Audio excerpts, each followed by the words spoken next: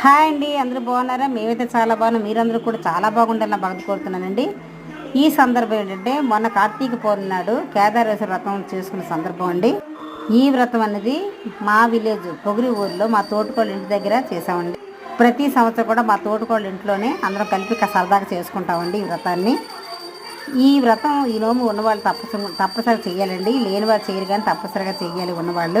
ఈ నోము అనేది అత్తవారింట్లో తోటికోళ్ళంతా కలిపి సరదాగా చేసుకోవాల్సిన నోము అండి. ఇలా చేసుకుంటే చాలా మంచిది. ఈ కేదారేశ్వర వ్రతంలో పెసరపప్పు బూర్లు, ఈ కాలంలో దొరికే పళ్ళు పువ్వులు అన్నీ కూడా పెడతామండి. తాంబూలం పెడతామండి. ఫస్ట్ విఘ్నేశ్వరుడు తాంబూలం పెట్టి గరికపూసతో పూజ చేసి కేదారేశ్వర వ్రతం ప్రారంభిస్తామండి. పార్వతీ పరమేశ్వర ఫోటో పెడతామండి. ఆ పీట పక్కన సన్ని గొడ్డ కూడా పెట్టి పసుపు కుంకుమ రాసి పువ్వులతో అలంకరించి పూజ చేస్తామండి. కేదారేశ్వర